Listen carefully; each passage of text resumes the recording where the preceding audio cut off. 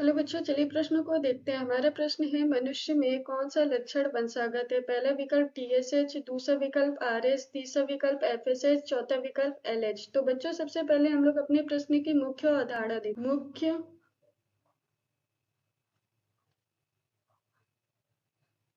अवधारणा के अंदर बच्चों हम लोग वंशागति के बारे में जानेंगे कि वंशागति का अर्थ क्या होता है। वंशागति का अर्थ है लक्षणों का माता पिता से संतान में पहुंचना ही वंशागति कहलाता है। लक्षणों का माता पिता से संतानों में पहुंचना वंशागति कहलाता है। संतानों में पहुंचना वंशागति कहलाता है।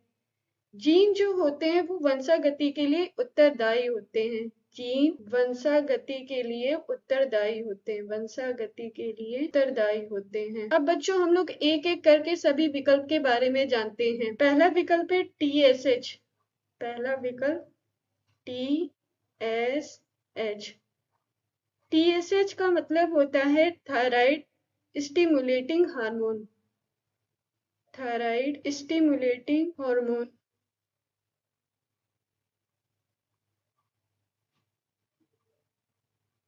बच्चों, ये जो हार्मोन होता है ये थायराइड ग्रंथि से स्रावित होता है।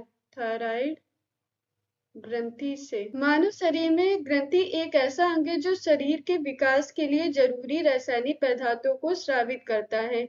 थायराइड ग्रंथि T4 सहित विभिन्न हार्मोन निकालती है, जिनके संयुक्त रूप से थायराइड हार्मोन कहते हैं। ये हार्मोन पूरे शरीर में काम करते हैं और शारीरिक विकास, शरीर का तापमान और चयापचय प्रभावित करती है। नवजात शिशुओं और बच्चों का दिमाग विकसित करने में भी इन हार्मोन्स की भूमिका होती है। तो ये जो हार्मोन्स होते हैं मुख्यतः किस लिए होते हैं? शारीरिक विकास,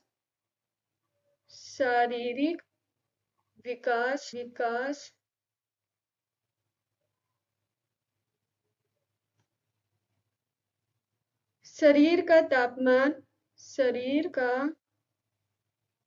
तापमान, चयापचय तथा नवजात शिशुओं और बच्चों के दिमाग के विकसित के लिए उत्तरदायी होते हैं। दूसरा विकल्प है हमारा RH। RH एक कारक है। ये एक कारक है जो कि रक्त समूह में पाया जाता है। रक्त समूह में ये कारक पाया जाता है। यह जो कारक है एक पीढ़ी से दूसरी पीढ़ी में स्थानांतरित होते हैं। तो ये वंशागत करते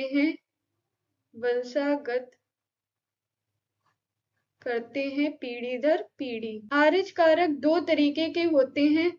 एक होता है RH पॉजिटिव और दूसरा होता है RH निगेटिव। बच्चों, तीसरा विकल्प हमारा है FSH। तो इसके बारे में जानते हैं। FSH बच्चों, इसे हम लोग फॉलिकल स्टिमुलेटिंग हार्मोन कहते हैं। इसके साथ साथ इसे खूब उत्तेजक हार्मोन भी कहते हैं। खूब उत्तेजक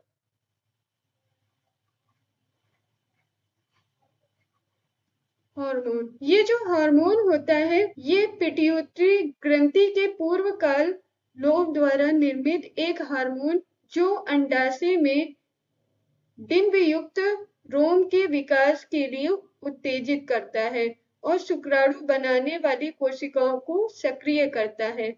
चौथा विकल्प हमारा है LH। LH का पूरा नाम ल्यूटिनाइजिंग हार्मोन होता है। ये जो हार्मोन है हमारे मस्तिष्क में पाए जाने वाली सबसे छोटी ग्रंथि यानी पिट्यूटरी ग्रंथि द्वारा बनाया जाता है। तो ये हार्मोन पिट्यूटरी ग्रंथि द्वारा बनाया जाता है। पिट्यूटरी ग्रंथि द्वारा बनाया जाता है, जो महिलाओं में अंडाणु और पुरुषों में शुक्राणु बनाने के लिए उत्तरदायी होते हैं। ये हार्मोन्स महिलाओं में अंडाणु और पुरुषों में शुक्राणु बनाने के लिए उत्तरदायी होता है। तो बच्चों, जैसे हमारा पहला विकल्प दिया गया है TSH, ये विकल्प हमारा गलत है। दूसरा विकल्प दिया है RH, तो ये विकल्प हमारा सही है। ये लक्षण वंशागत होते हैं पीढ़ी दर पीढ़ी। तीसरा विकल्प है FSH, ये भी विकल्प हमारा गलत है। चौथा विकल्प है LH, ये भी विकल्प हमारा गलत है। तो मनुष्य में RH लक्षण वंशागत होते हैं। आशा करते हैं आपको समझ में आया होगा। धन्यवाद।